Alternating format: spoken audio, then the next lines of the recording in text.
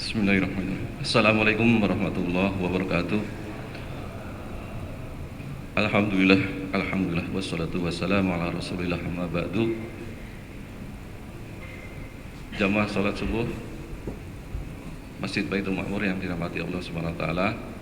Segala puji hanya milik Allah. Shalawat serta salam semoga senantiasa tercurahkan kepada junjungan kita, contoh terbaik kita, Rasulullah Muhammad SAW beserta keluarga sahabat, dan mudah-mudahan termasuk kita semuanya yang senantiasa berusaha untuk tetap istiqomah di atas iman dan keislaman kita.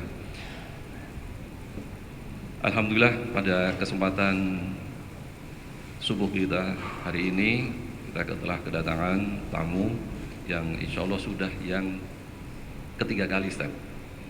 Jadi sudah berada di tengah-tengah kita. Beliau adalah Al-Ustaz Fadlan Karamatan, yang tentu kita sudah dapat mendengarkan informasi berkenaan kisah-kisah beliau dalam berdakwah, khususnya saudara-saudara kita di tanah Papua.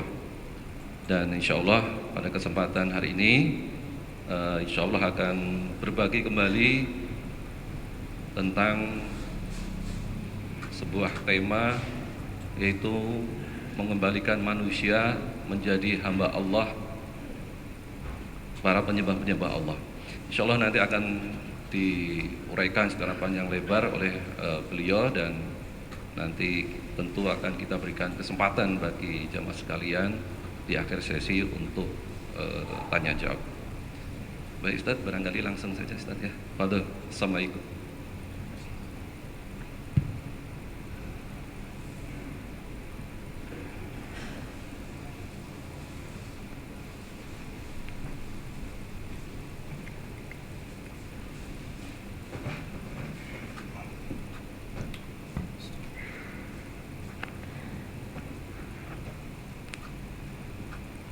أعوذ بالله من الشيطان الرجيم بسم الله الرحمن الرحيم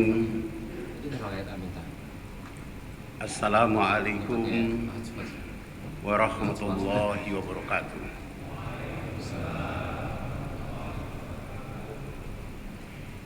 إن الحمد لله nahmaduhu wa nasta'inuhu wa sesekali sampaikan, dia tuh sudah wa 4 na'udzu dokter, 2 billahi kali min juga shururi bisa dokter. anfusina wa min sayyiati Sekali-sekali a'malina panjang dokter gitu. may yahdihillahu fala mudilla lahu wa may yudlil fala hadiya lahu tidak apa-apa lah namanya. asyhadu an la ilaha illallah wahdahu la syarika lah wa asyhadu Biar anna temen tuh muhammadan agak abduhu sedikit. wa rasuluh. Allahumma shalli wa sallim wa barik ala Muhammadin wa ala alihi wa ashabihi wa man tabi'ahum bi Sekali aja ihsan gitu. ila yaumil Biar orang tuh kaget. Ma'asyiral muslimin wal muslimat, Assalamualaikum. jamaah salat subuh Masjid Baitul Ma'mur. Ini siapa nih? Hah? Ini siapa nih? Media. yang Media. Anak dirahmati siapa? oleh Oh media, Allah kira ya anak diantara, bukan ya? Puji sanjung senantiasa kita panjatkan kehadiran Allah, tumpuan kasih limpahan sayang, yang belas kasihnya kepada kita melebihi kita mencintai jiwa dan raga kita sendiri. Ada tambahan lagi? Dialah Allah yang selalu merindukan doa dan taubat hambanya, melebihi sang bayi yang merindukan air susu dari ibunya. Dialah Allah yang selalu mencurahkan perhatian, diminta ataupun tidak diminta, rizki terus mengalir, rahmat terus tercurah kepada seluruh makhluk-makhluk dan hamba-hambanya. Sementara dalam keadaan dan waktu yang sama, kebanyakan manusia di atas muka bumi beribadah dengan menaikkan kejahatan dan maksiat kehadapan Allah Rabbul Alamin.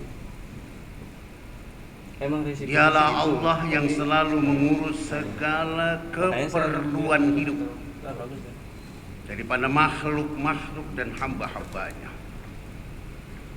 Sementara dalam keadaan dan waktu yang sama, Kebanyakan manusia di atas muka bumi mensyukuri dengan menaikkan dosa, bangga dengan dosa, bahkan tidak malu-malu menebarkan dosa di alam Allah Rabbul Alamin.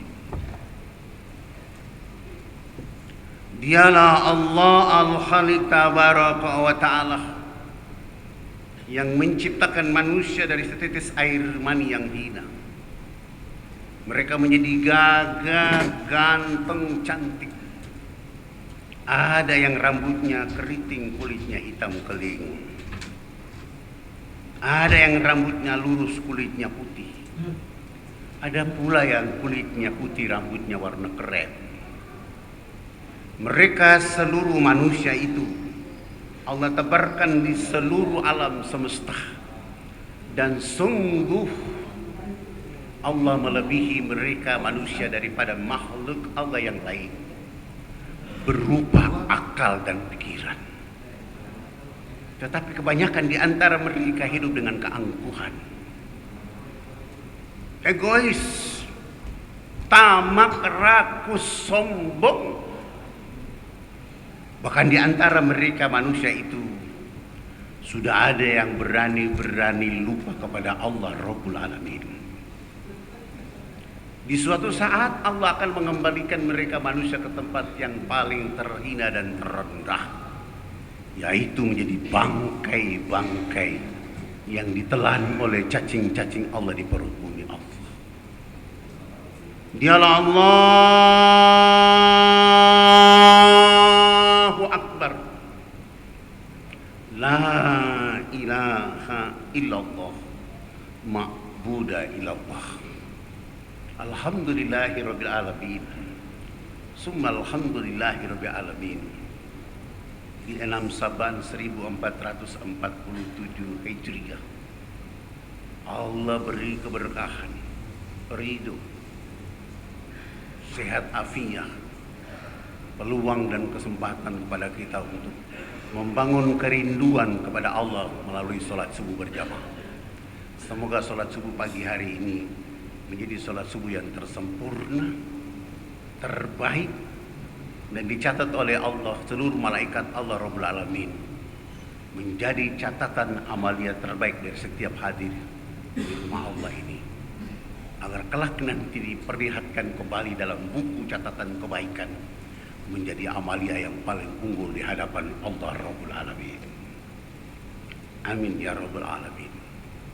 Salam tering salawat kepada manusia agung kekasih Allah, Rasul Muhammad sallallahu alaihi wasallam, yang sengaja dikirim sekaligus diutus oleh Allah sebagai hadiah untuk penduduk akhir zaman. Hadir untuk mencerdaskan, datang untuk mencerahkan, mengkaryakan, memandirikan, membangun penduduk bumi itu mengibarkan bendera anitum harizum alaikum bil mu'minina raufur rahim, agar manusia-manusia di alam semesta kelak nanti bahagia, selamat semata-mata bersama Allah Rabbul Alamin. Begitu pula salam dan salawat kepada keluarga Rasulullah, sahabat-sahabat terbaik Rasul sallallahu alaihi wasallam. Siang, malam, pagi, petang, mereka menemani Rasulullah dalam suka dan duka dari dakwah Rasulullah. Sesudah itu mereka menyebar ke seluruh penjuru dunia untuk menyelamatkan dan mengembalikan manusia pada fitrah kehidupan menjadi hamba, agar tetap menyembah Allah Rabbul Alamin. Begitu pula salam dan salawat kepada seluruh para alim, para ulama bangsa Indonesia. Setelah 350 tahun mereka dijajah oleh negara yang luas wilayahnya hanya 240 km dengan total penduduk 9 juta. Tapi mereka tinggal di negeri ini selama 350 tahun untuk mencuci otak, pikiran, hati orang-orang di negeri ini selama 350 tahun. Tapi subhanallah, walhamdulillah, wala ilaha illallah, wa Allahu akbar. Para alim, para ulama, para santri berkhidmat kepada Al-Quranul Karim, wa'tasimu bihablillahi jami'an. Lalu mereka melahirkan komitmen perjuangan negeri ini dengan 3 komitmen besar. Mengaku bertanah air satu, mengaku berbangsa satu, mengaku berbahasa satu. Itulah bahasa Indonesia.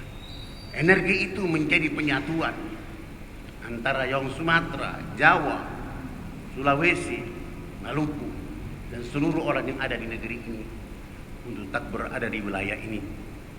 Dan mereka umumkan kepada masyarakat dunia bahwa penjajahan di atas dunia harus dihapuskan karena tidak sesuai dengan peri manusia dan peri keadilan.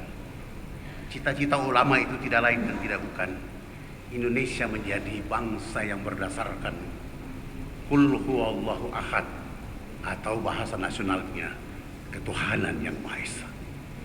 Perjuangan karena ingin agama ini hidup di negeri ini.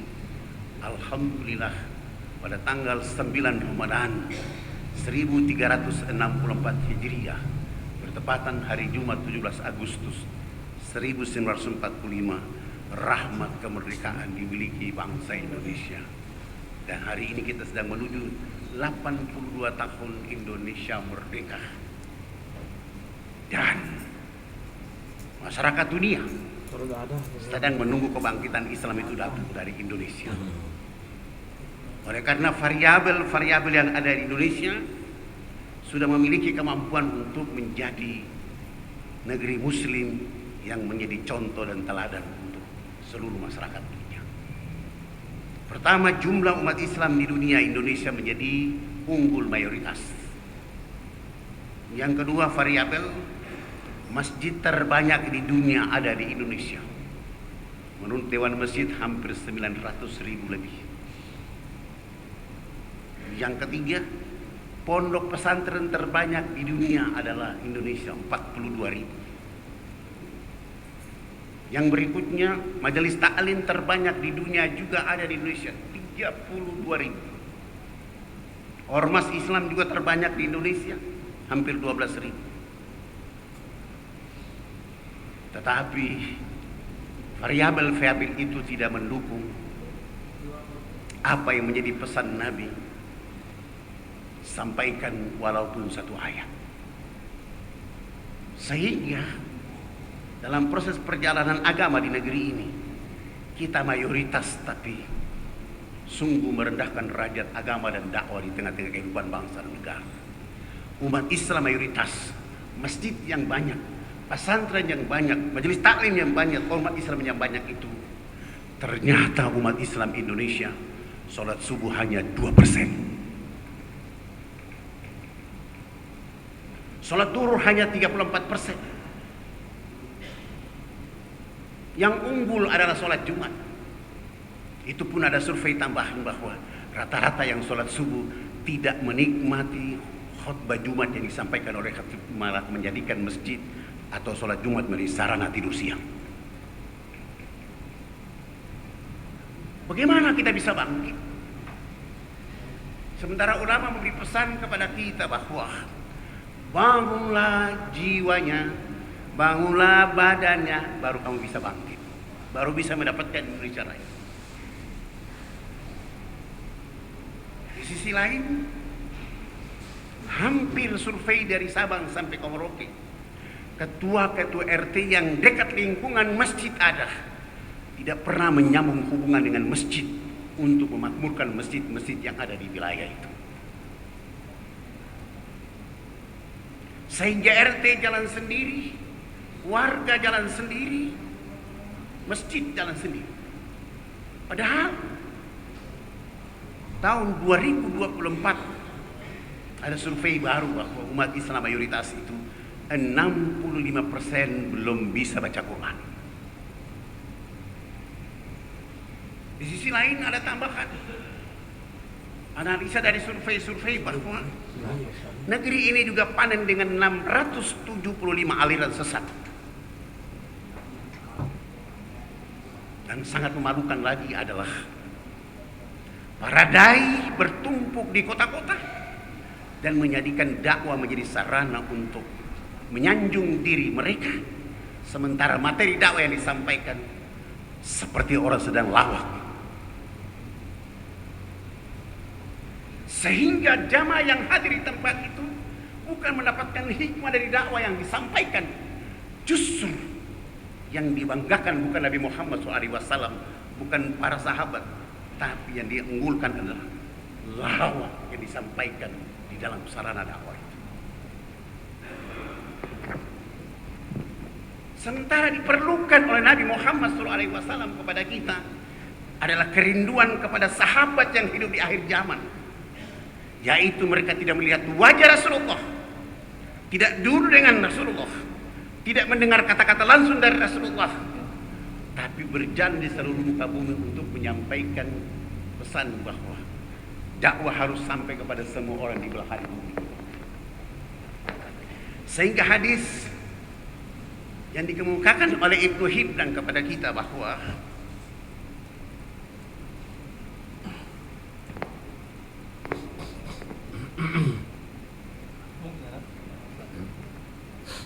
agama Islam itu tidak ada batas siang dan malam. Dan Allah tidak membiarkan rumah yang ada di kota maupun rumah yang ada di desa, baik rumah yang dibuat dari kayu ataupun rumah yang dibuat dari batu, kecuali dimasuki agama ini.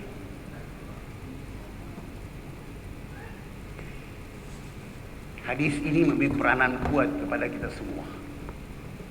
Tidak menunggu menjadi orang yang menghafal Al-Quran, tidak menunggu menjadi orang yang sekolah di perguruan tinggi Islam, tapi kewajiban kita untuk malu kepada Allah karena ada sebagian orang di bumi yang menjadikan batu jadi Tuhan, patung jadi Tuhan, pohon jadi Tuhan, bahkan lebih memalukan lagi menjadikan manusia menjadi Tuhan di atas muka bumi. Terasa sedih, terasa menjadi beban kepada kita. Sementara di sisi lain kita berdiri di masjid untuk membesarkan nama Allah, Allahu Akbar.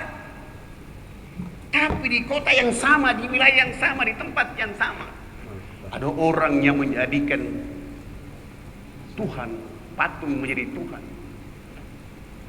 Maka tidak boleh itu menjadi energi yang merusak kebesaran kepada Allah Rabbul Alamin. Kecuali orang-orang yang menjadikan batu, patung, pohon, jabatan jadi Tuhan itu disentuh dengan dakwah agama ini. Bagaimana cara menyentuhnya? Ikuti cara yang arif dan bijaksana dari Rasulullah Muhammad SAW.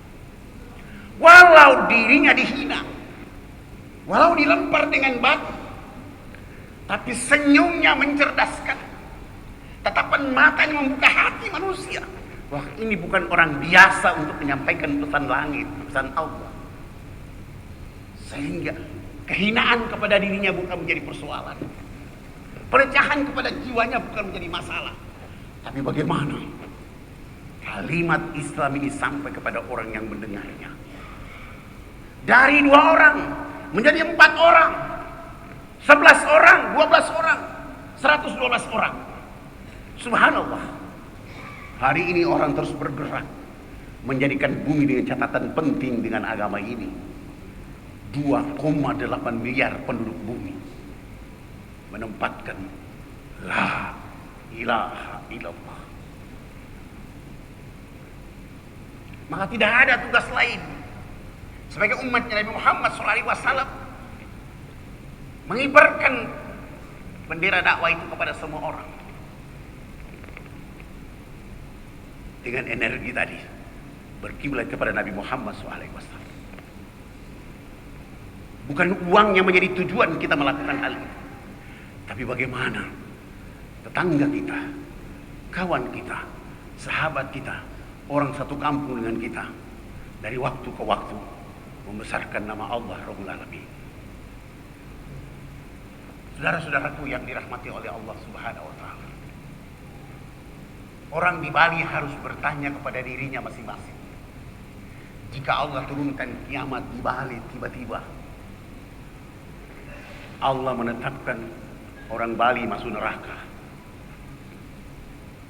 Lalu orang Bali protes kepada Allah, "Ya Allah, Engkau sungguh maha tidak adil. Karena kami di Bali hidup bersama orang Islam, tapi orang Islam tidak mendakwakan kami agama itu." Maka tidak ada kata lain.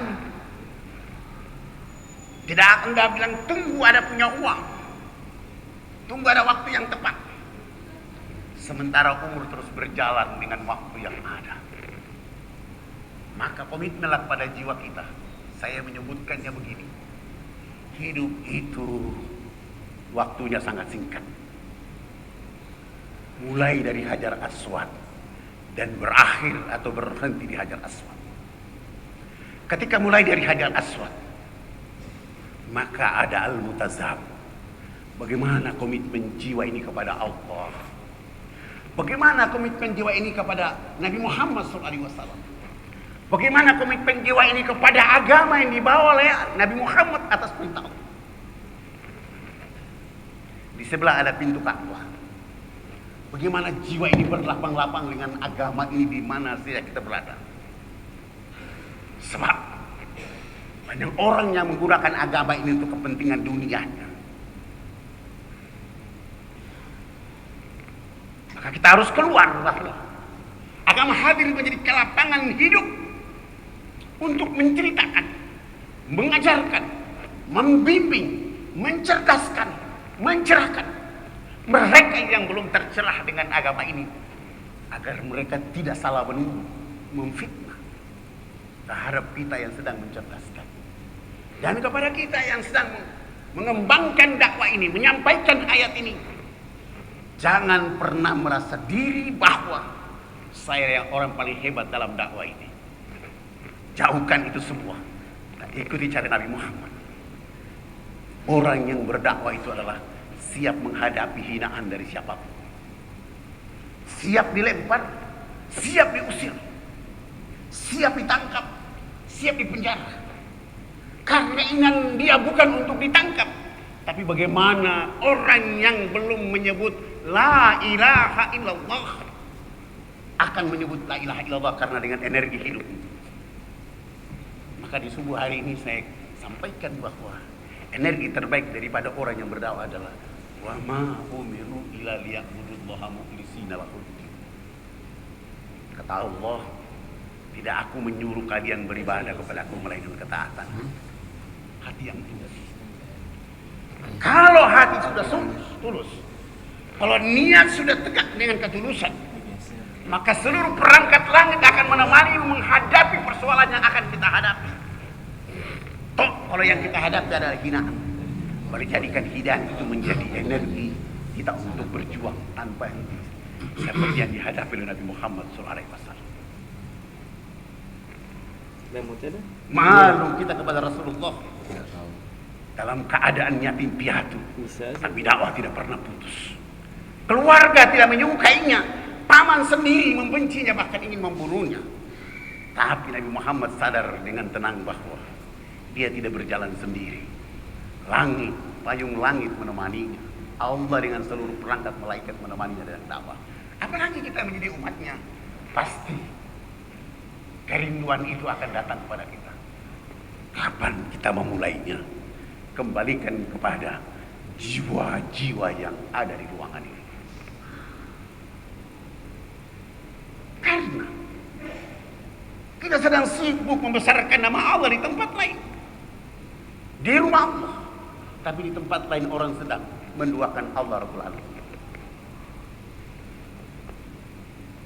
Nabi Isa alaihissalam diminta pertanggungjawaban oleh Allah Subhanahu wa taala.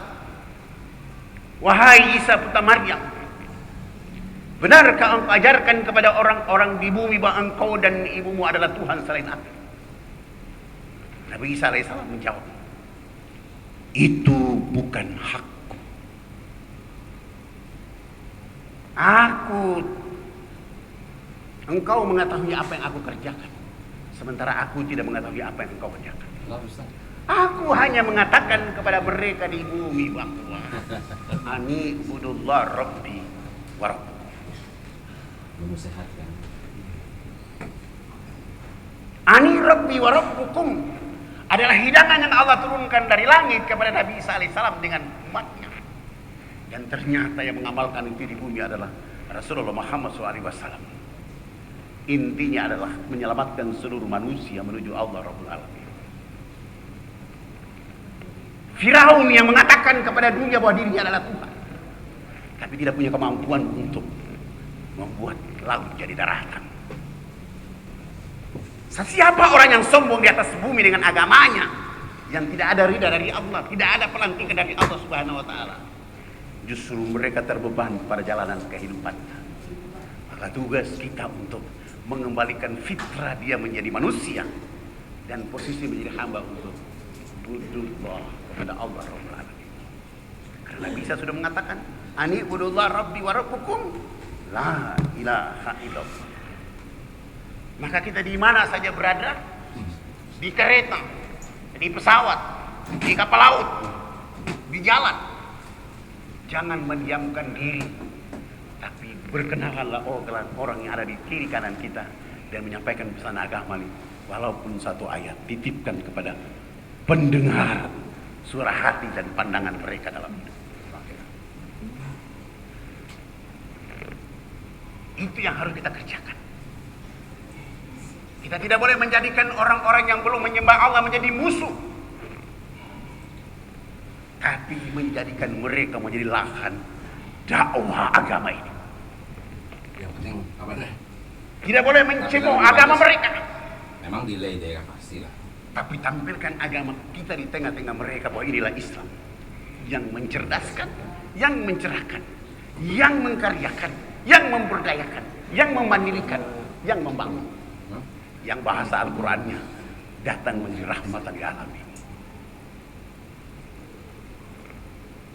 Sehingga kita berkemampuan untuk memecah pesan tanpa malu-malu, bangga menjadi umatnya Nabi Muhammad di akhir zaman yang menyampaikan pesan kepada mereka. Walau hadiah adalah tombak, walau hadiah adalah panah, walau hadiah adalah penjara, walau hadiah adalah peluru,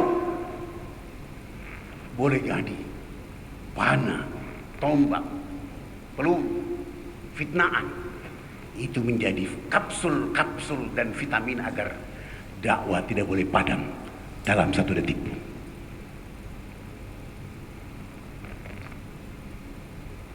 Sehingga orang akan lihat, oh ternyata Islam itu bukan seperti yang diisukan.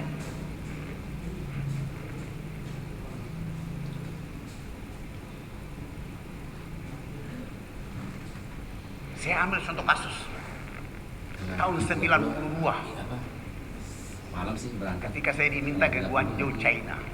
malam Saya terbang dari Fakfak menuju Batam. mana yang lama Kebetulan jadwal terbang ke Cina bersamaan dengan jadwal acara saya di Batam. buat Maka Fakfak Jakarta, Jakarta Batam, malam isi acara. Pagi-pagi saya terbang. asal yang Sebelum terbang saya sudah kirim KTP dan paspor sama-sama agar Majelis Ulama Singapura bantu beli tiket saya dengan nomor pesawat yang sama dan janji dengan teman saya dari Malaysia Sarawak agar kami satu pesawat.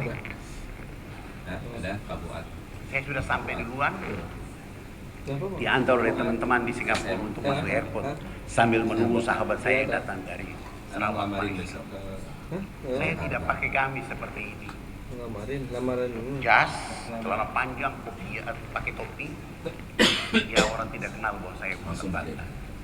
bisa jawab Sementara sahabat saya dari Malaysia, subhanallah, banyak yang ingin mama di kepalanya sih saya 30 Rita ya kemarin Mbak serban di leher sama Rafli 50 cm, gamis. Rafli Aisyah ada Rafli Kami temu bersalaman selesai pikir ketika ada saya bilang, dapat juga nama temen istri saya lalu beliau bilang, Fadlan, kita sudah lama tidak makan, ini maka kali ini kalau saya ketemu kembali, saya ajak kita sarapan. Jadi beliau bawa saya ke restoran Siapa kami, aja? pesan Anak- makanan anak dan semua. makanan. Menu sudah ditulis satu dan makanan sudah ada di atas meja. Lama. Sudah membaca doa Allahumma barik lana fi ma razaqtana wa qina azabannar. Begitu menimba makanan nasi taruh di piring, saya mengajukan pertanyaan kepada Ustaz Abdul Muthalib. Ustaz, kenapa kita tidak pernah berdakwah di atas pesawat? Jawaban Ustaz Abdul Muthalib kepada saya waktu itu, bagaimana mungkin kita bisa berdakwah di atas pesawat? Karena di atas pesawat itu orang kafir semua. Saya jawab, mereka kafir karena tidak ada dakwah di sana. Antum bilang apa? Mati mana? Kita naik pesawat terbang nanti akan jatuh mati jahiliyah karena tidak ada dakwah di atas udara. Bostar untuk Gavi. Ustaz Abdul Talib dia marah dengan kata-kata saya dan dia pukul meja dengan suara yang keras. Tidak makanya. Ini makan, ini bukan dakwah. Coba beliin. Karena saya dengar bunyi tangannya memukul meja dengan suara kencang. Itulah makanya. Saya malu hati karena yang ajak saya makan adalah dia. Dan saya diam sambil makan. Tidak ada pembicaraan. Makan selesai minum, kami duduk. Mulai ada pengumuman. Penumpang Singapura Guangzhou silakan naik ke pesawat. Alhamdulillah teman-teman Singapura sudah beli saya tiket seat nomor 5D paling depan. Saya berdoa semoga perjalanan saya masuk ke pesawat. Penumpang di kanan saya 5F, 5E, 5D laki-laki. Sementara tiket saya adalah 5E. Saya duduk, saya lihat ke kiri dan kanan aman. Walau agamanya belum Islam, tapi sudah aman. Ustadz Abdul Talib menuju seat yang saya tanya, ternyata dia bilang, Ustadz saya dapat seat nomor 23E belakang. Begitu dia masuk, ada perempuan yang duduk di sebelah 23F, perempuan China tidak pakai jilbab karena masih Konghucu. Begitu dia duduk, tiba-tiba datang perempuan Rusia yang bernama Katarina Yusufovic.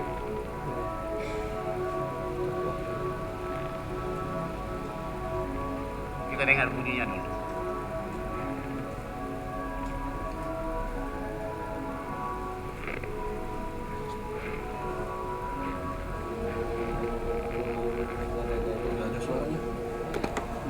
Begitu Ustadz Abdul Muthalib sudah duduk di dalam seat 23E, datang perempuan Rusia bernama Katarina Yusufovic asal Rusia, berpakaian seperti baru naik dari kolam renang, duduk di samping Ustadz Abdul Muthalib.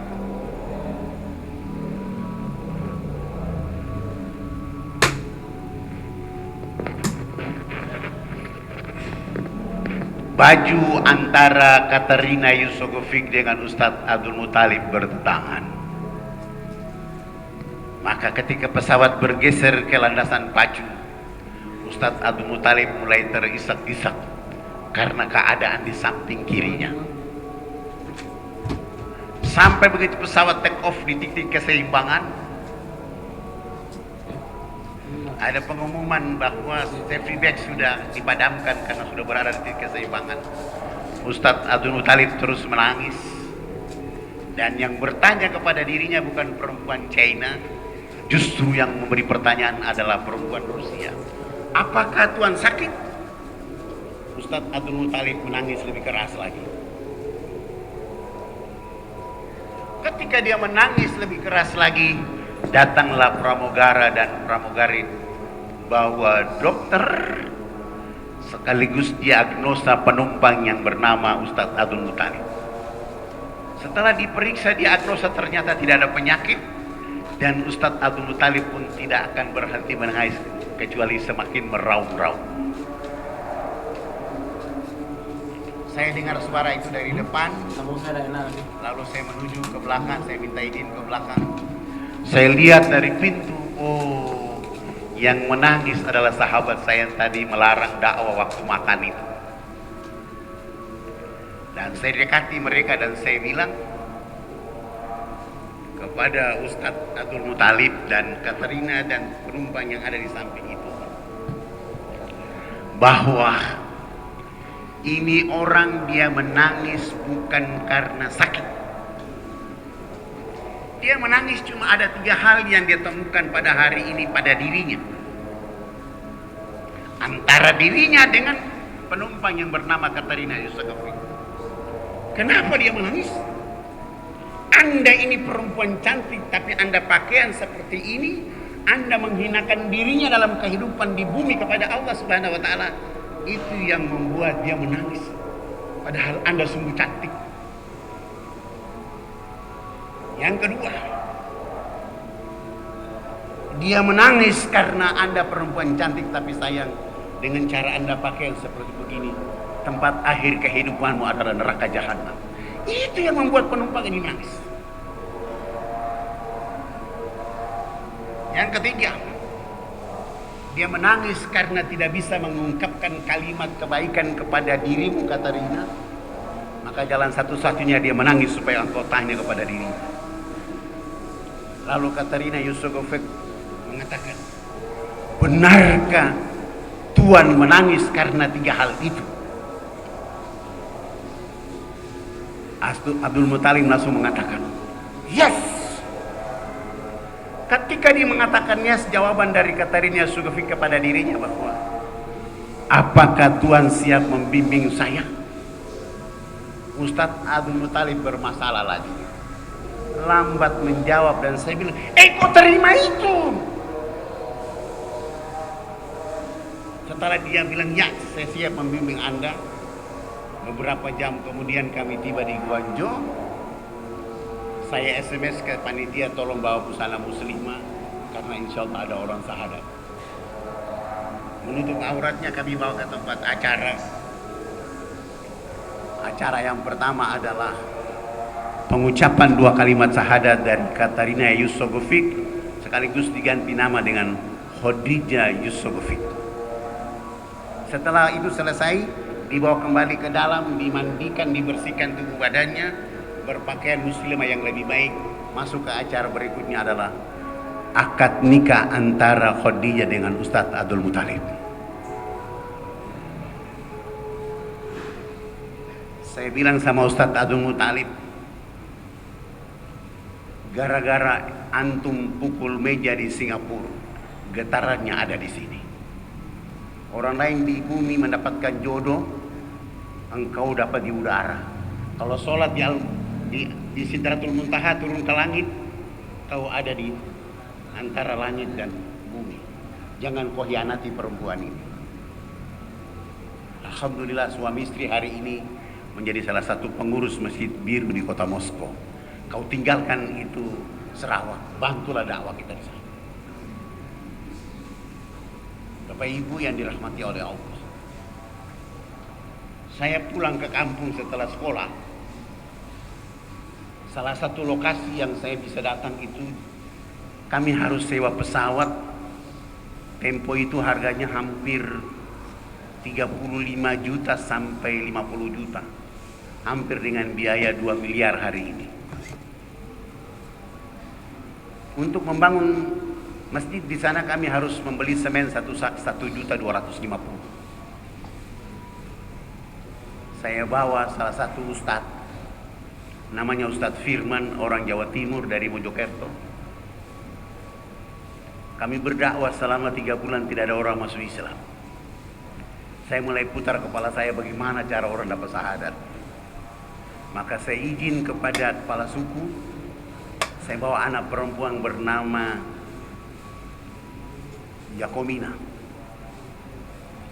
bawa dia ke Jawa Timur, tinggal 3 tahun 6 bulan mengaji di sana.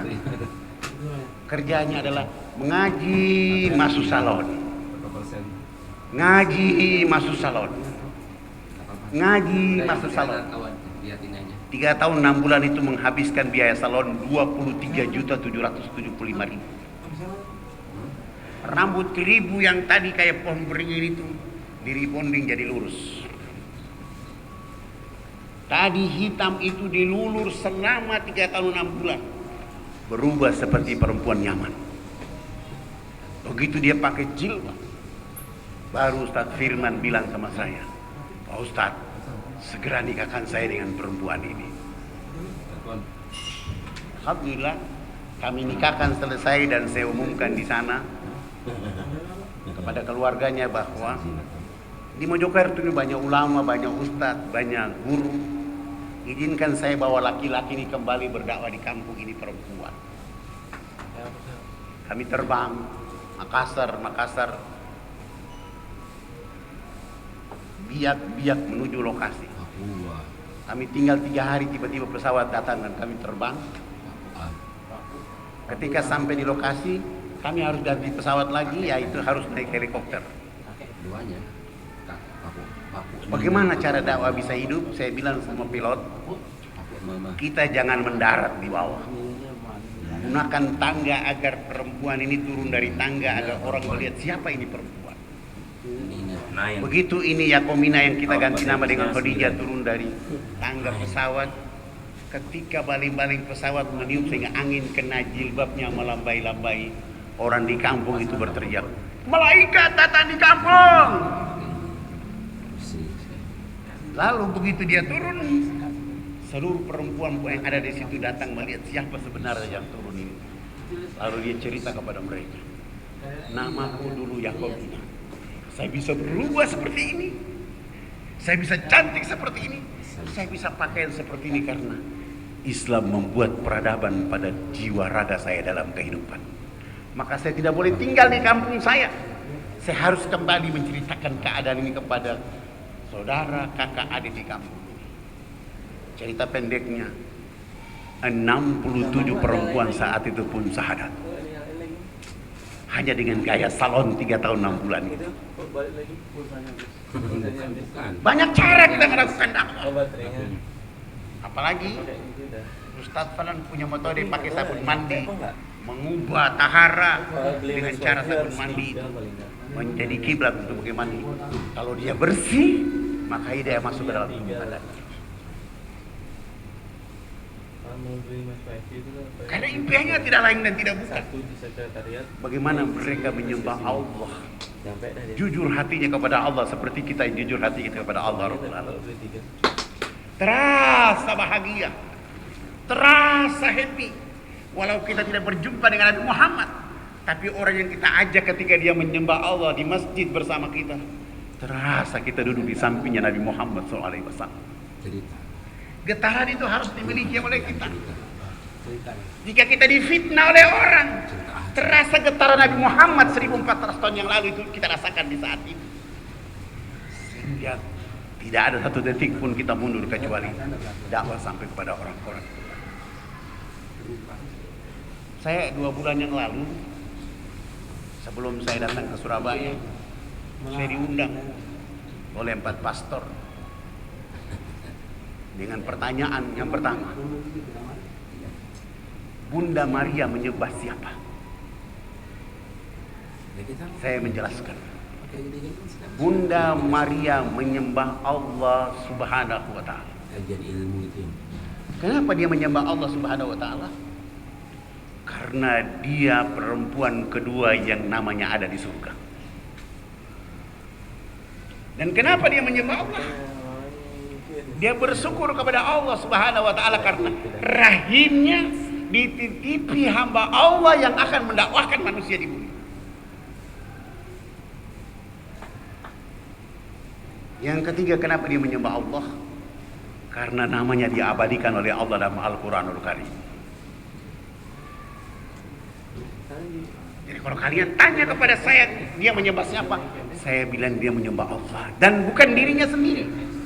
Dia bersama putranya menyembah Allah. Maka kami orang-orang Islam di mana di dunia ini cinta kepada Isa bin Maryam. Karena dia bawa apa yang dibawa oleh Nabi Adam, apa yang dibawa oleh Nabi Idris, dan akan disempurnakan Nabi Muhammad. Maka saya datang ke sini bukan bermaksud untuk mengeluarkan kalian dari agama kalian, tapi terasa sedih. Kalian hamba, minta sama itu batu, minta sama itu patut, air pun tidak bisa keluar dari bibirnya karena dia bukan Allah. Tapi ketika kalian bersama alladzina yu'minuna bil ghaibi wa yuqimunas sholata wa mimma razaqnahum yunfiqun, Allah akan menjawab itu kepada kalian. Alhamdulillah, Ya itu dah makanya. 3 pastor ini akhirnya bersahadat kepada Allah Subhanahu wa taala. Dan diikuti oleh 230 kepala keluarga juga membersamai mereka. Dan dakwah tidak usah diberat-beratkan. Spektakuler. Yang muda. Umat Muhammad dikawal oleh Allah dengan Al-Quranul Karim yang panduannya sangat jelas. Allah. Tadi saya bilang, jangan kau benci saudara-saudara kita yang belum mendapatkan hidayah, tapi jadikan mereka menjadi lahan utama kita dalam dakwah. Karena dakwah ini kepada orang Islam untuk memperkuat akidah dan agamanya, dan kepada orang yang belum mengenal Allah, maka dia akan sembah kepada Allah. A'udzubillahi minasyaitonirrajim. Ud'u ila sabili rabbika bil hikmah wal mau'izatil hasanah wajadilhum billati hiya ahsan. Serulah, bimbinglah, ajarilah manusia ke jalan agama Rabb. Siapa manusia itu? Boleh jadi orang-orang yang belum menyembah Allah, termasuk orang yang kita sudah beriman. Dan Allah ungkapkan dalam surat 2 ayat 21, ya ayuhan nas inna khalaqnakum min ya ayuhan nas subudu rabbakumul ladzi khalaqakum walladzina min qablikum la'allakum tattaqun. Wahai manusia, sembahlah Tuhan yang menciptakan dirimu dan orang-orang sukses pada masa lalu, supaya kamu menjadi orang yang dekat dengan Allah. Maka kita bertugas untuk menyampaikan ini kepada siapa saja. Tapi cara disampaikan itu jangan menyalahkan mereka, tapi dengan cara yang tenang dan metode yang happy untuk mereka. Minimal terapkan akhlak kepada mereka. Mohon maaf, boleh saya tanya, abang orang mana? Saya boleh kenalan? Abang ke masjid atau ke tempat lain? Kalau dia ke masjid, ceritalah sedikit Islam kepada dirinya. Kira-kira satu hari berapa kali antum masuk masjid? Kepada yang belum beragama Islam, ceritakan kepada mereka bahwa saya malu karena hari-hari kalian tidak tersentuh dengan Allah Rabbul Alamin.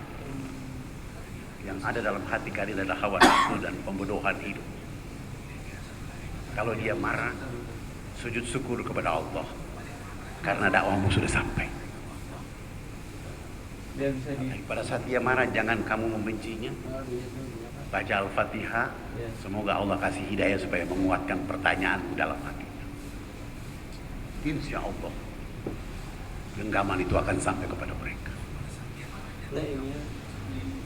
Saya ketika 3 bulan pertama ditangkap, masuk penjara di ruangan 3x4, 6 bulan ditangkap di ruangan yang sama, 9 bulan ditangkap di ruangan yang sama. Ketika saya keluar, penjaga penjara itu bilang sama saya, kenapa kamu tidak takut dengan penjara ini? Saya bilang, saya bersyukur karena Anda orang mulia, Anda orang hebat, menempatkan saya di ruangan 2x3 yang membuat hari-hari dan waktu hidup saya hanya dialog dengan Allah. Kalau saya di luar, saya akan jalan-jalan dan saya kurang dialog. Tapi di ruangan yang sempit 3 bulan ini, saya terus dialog. Dan Anda memberi saya lahan dakwah dalam penjara ini. Dari 230, 125 hijrah masuk Islam dan ruangan Bapak kasih keluar saya. Tidak lama Bapak kasih masuk saya 6 bulan. Hubungan dengan Allah 6 bulan itu makin dekat. 200 orang pun syahadat, Bapak kasih keluar saya masuk lagi 225 orang syahadat. Tapi saya mau bilang abang suatu saat akan ditangkap oleh Allah, karena saya bukan maling, saya bukan pembunuh. Tugas saya mencerdaskan agar orang-orang di negeri ini pasti menyembah Allah Subhanahu wa taala, mengikuti Nabi Muhammad SAW. Saya tidak mau tidak ada keraguan karena mereka masih ada Tuhan-Tuhan lain. Akhirnya begitu keluar dari penjara dia tidak bawa pulang saya ke rumah, justru bawa pulang saya ke rumahnya. Setiba saya di rumah dia suruh istri dan 5 anak di ruang tamu. Pertanyaan dia, ceritakanlah Islam kepada kami.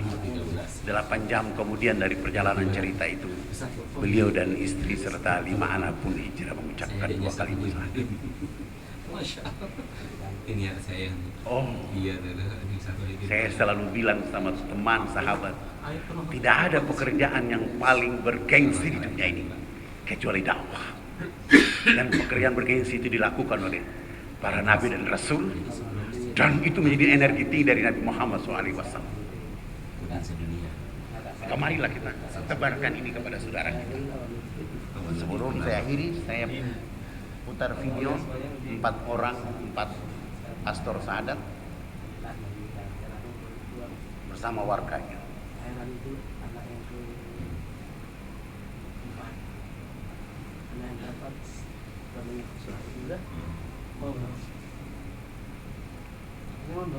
Sekelas.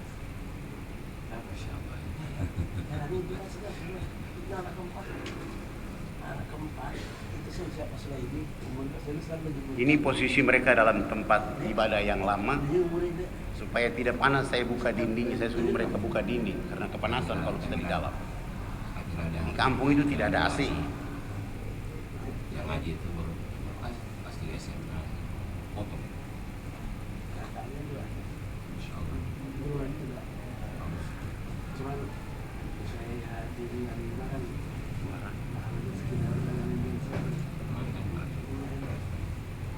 cuma hari-hari ini dibingungkan ya, digunakan ya.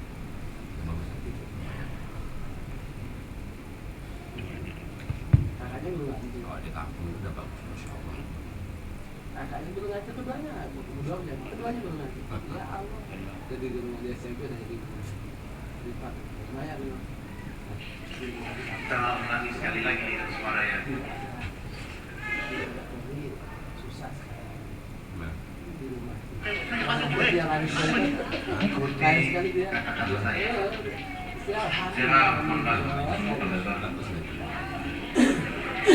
Bismillah. enak suaranya. Yang keras. Bismillah. Asyhadu an la ilaha illallah wa asyhadu anna Muhammadan Rasulullah. Saya bersaksi bahwa tidak ada Tuhan selain Allah, dan saya bersaksi bahwa Nabi Muhammad utusan Allah. Kita ulangi sekali lagi dengan suara ya. kan anaknya di foto kelihatan. Pak Burkon kan anak yang Enggak, dia tahu juga anak dari apa? saya kan ini bikinnya saya dari kantor. Nah ini kan ngaji. Dulu kita tahu gini. Jadi menurut asalnya lagi itu Wawasan. Nah, Bismillah. Yang keras lagi. Bismillah. Bismillah. Saya bersaksi bahwa tidak ada Tuhan selain Allah, dan saya bersaksi bahwa Nabi Muhammad itu utusan Allah. Asyhadu an la ilaha illallah wa asyhadu anna Muhammadan Rasulullah. Ulangi ya. Ini mereka kita bikin 3 kelompok dan ada kelompok perempuan juga. Alhamdulillah Allah itu ada satu khotimah yang Tahnas pemilihan bahasa Al-Quran Asyafi dan Asyafi. Bismillahirrahmanirrahim. Secara langsung itu berita ada berapa orang tuh? Siapa ini? Tak putus kayak artis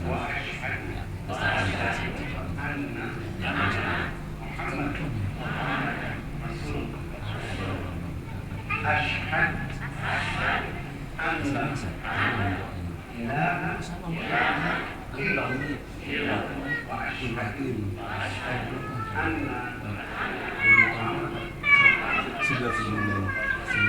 Saya bersaksi ada beberapa misalnya dari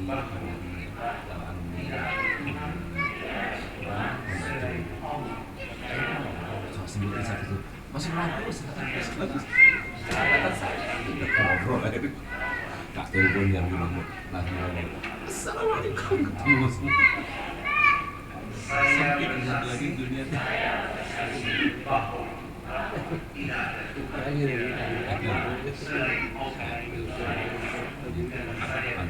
pantesan ada langsung disalahin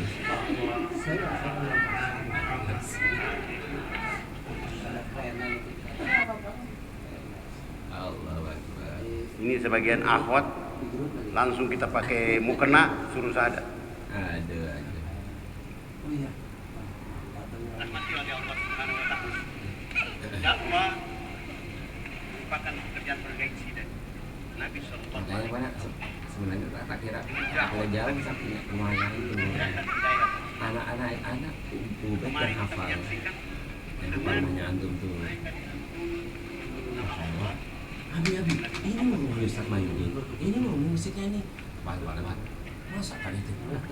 Ini tempat kita beli rujak, ini tempat kita beli rujak sama yang ini dia masa, itu langsung masih tulis kan, masih yang salah itu, pertama kan anak tidur sana. Lama sana mandi di sana ada beberapa mandi istirahat di sana sampai waktu acara enggak kemarin enggak yang sana ada cara mandi dulu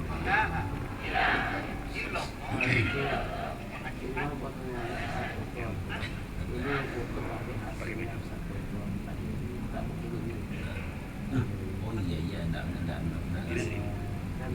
siap ini enggak siap.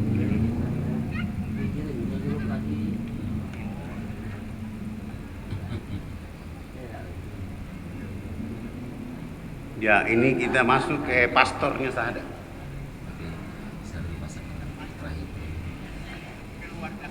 Apa tuh yang itu kan?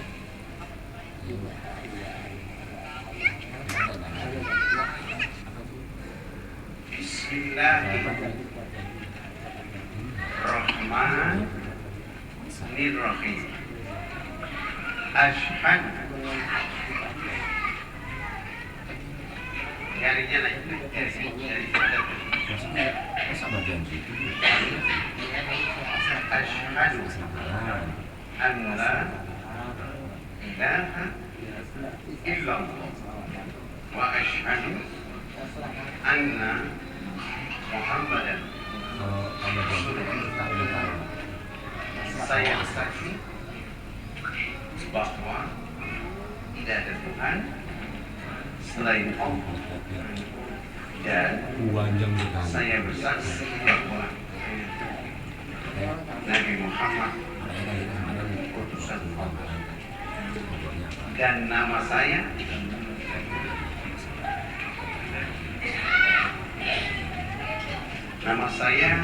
Abdul Hamid Bengok. Abdul Hamid Bengok. Hadiahnya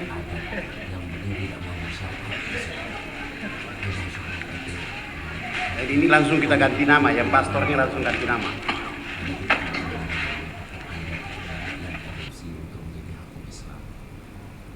Selama dia tidak itu aja. Masya Allah ya. Apa istilahnya? Ada istilahnya. Bismillahirrahmanirrahim. Welcome itu. Dari anak tuh, Masya Allah dia. Allah ilaha إلا الله وأشهد أن محمدا Oh, رسول الله. Saya bersaksi tak foto tapi nggak ini juga. bahwa tidak ada Tuhan selain Allah, dan Iya, diberi ini. saya bersaksi bahwa Nabi Muhammad itu utusan Allah. Nama baru saya Muhammad Taslim. Karena sebenarnya di belakang. Karena ada masalah muda. Muhammad Taslim. Jadi nama baru sama nama dia yang lama. Muhammad Taslim. Setelah mereka syahadat, bapak-bapak ini kita bawa dengan bersama ibu-ibu untuk seperti biasa tohara menggunakan tanah liat 6 kali. Lalu sesudah itu mereka akan mandi seperti biasa.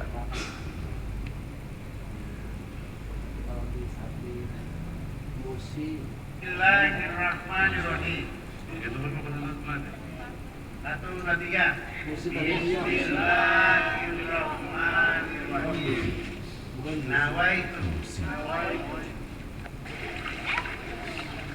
Mulai pembagian sabun. Keluar lagi.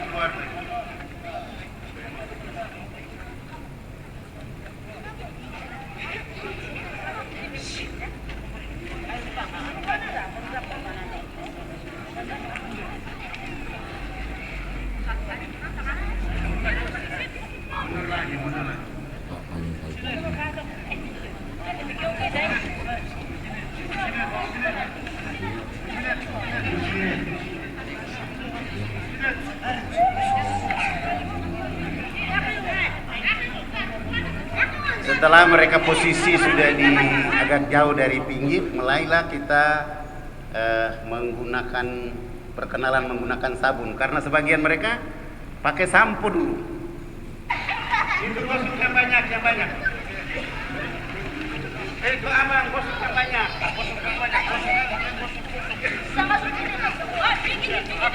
Di muka.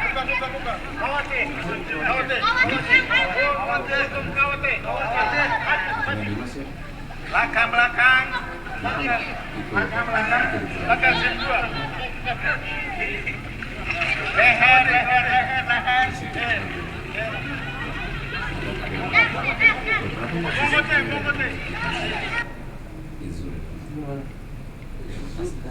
Ada alatnya. Udah diperbaiki, tidak bisa, tidak ada alatnya. Beli bawa ke Jakarta.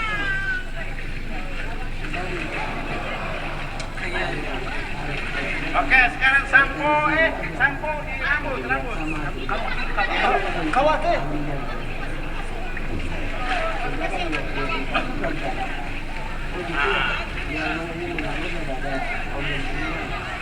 Yang belum dapat sampo.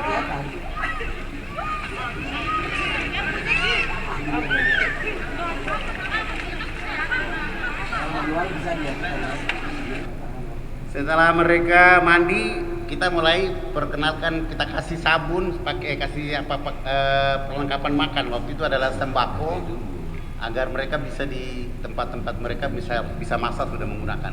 Alhamdulillah kita sudah menyiapkan paket bahan makanan kurang lebih ada 10 ton yang dilengkapi dengan lauk pauknya untuk diberikan kepada mereka. Ini keadaan mereka, ini baju dari pesantren. Karena di darurat maka kita ambil baju pesantren untuk perkenalkan kepada mereka.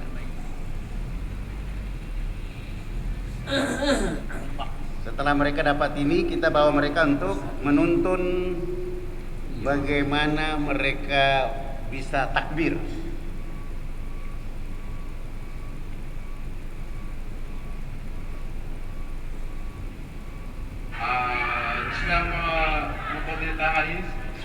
Ini juru bahasa.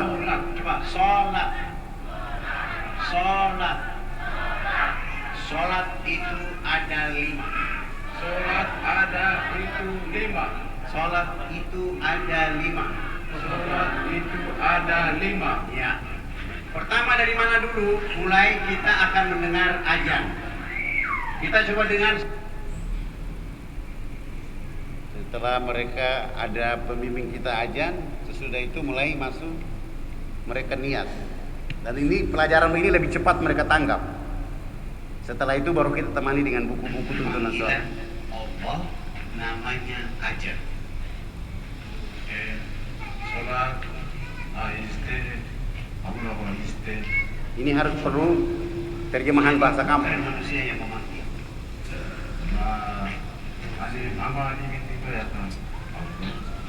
Tapi Allah memanggil melalui manusia.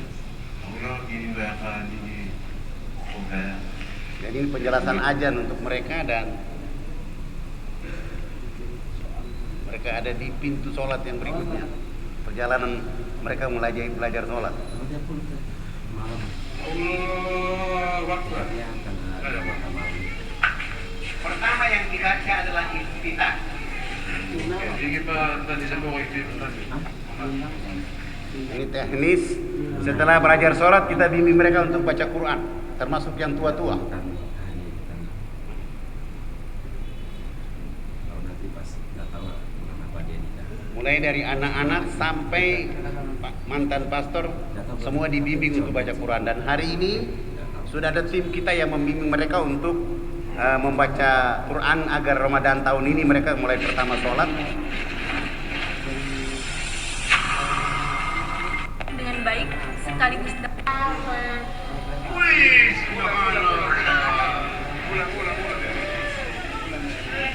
Oke, kita ulang.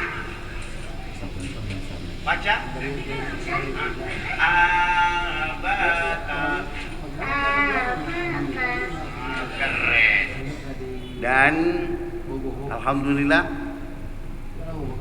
anak-anak ini ada 120 yang akan kita tarik ke pesantren di Bekasi selama 13 tahun agar mereka akan kembali mematikan dakwah. Saya minta dukungan doa karena kami akan kembali dari sini. Selain hitanan masal 1000 orang, mulai dari umur 1 tahun sampai 67 tahun. Ada warga baru juga, sudah dapat kabar kemarin bahwa ada 300 kepala keluarga juga akan hijrah untuk mengucapkan 2 kalimat syahadat. Dengan dukungan doa, karena perjalanan kami dari Merauke ke lokasi ini 875 km. Sesudah itu naik perahu 3 hari 3 malam agar sampai ke mereka. Mohon doa. Dan sebelum saya akhiri, saya umumkan kepada seluruh jamaah bahwa Majelis Ulama Indonesia Denpasar, Bali sedang berhajat untuk membangun gedung atau rumah besar umat Islam di provinsi ini. Yang saat ini gedung sudah mencapai 50%. Minta dukungan dari seluruh jamaah agar nanti Ramadan Bapak Ibu bisa datang sholat tarawih di sana, ikut kajian di sana, mengurus segala macam surat yang berkaitan dengan ormas atau berkaitan dengan pembinaan umat Islam, termasuk bisa mendapatkan sertifikasi dakwah dari MUI provinsi agar kita bisa melakukan dakwah. Dan saya berharap, saya kasih pertanyaan, angkat tangan. Siapa di antara bapak dan ibu yang ada di bawah yang mau menggembirakan Rasulullah? Angkat tangan. Yang tidak mau tidak usah.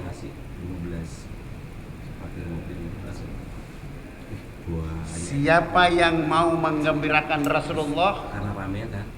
Jadi warga luar. Kalau sudah siap menggembirakan Rasulullah, menggembirakan Allah Subhanahu wa taala, infak yang terbaik agar gedung itu kita keroyok selesai. Boleh jadi orang menyumbang di Surabaya, di Jawa, di Kalimantan, di mana dengan jumlah 10 juta, 20 juta. Memang pahalanya ada. Tapi yang paling pahalanya paling tinggi adalah mereka yang tinggal di Bali. Karena mereka dalam perjuangan. Ya, kalau dia sumbang 10 juta pasti lebih tinggi. Dia sumbang 1 juta pasti lebih tinggi. Maka ambil keberkahan ini supaya nanti bulan Ramadan kita sudah pakai sholat 5 waktu dengan baik dan benar, dan sudah bisa mengurus apa-apa yang ada keperluan umat Islam di Bali diselesaikan di kantor Majelis Ulama. Nanti saya akan sebarkan video dilengkapi dengan gedungnya, ruangannya. Bapak Ibu bisa sebarkan kepada siapa yang tidak hadir supaya bisa selesai. Saya kira itu yang bisa saya sampaikan. Marilah kita terus mengembalikan fitrah manusia agar menjadi hamba tetap untuk menjadi hamba dan menyembah Allah Subhanahu wa taala. Saya kembalikan ke MC, silakan.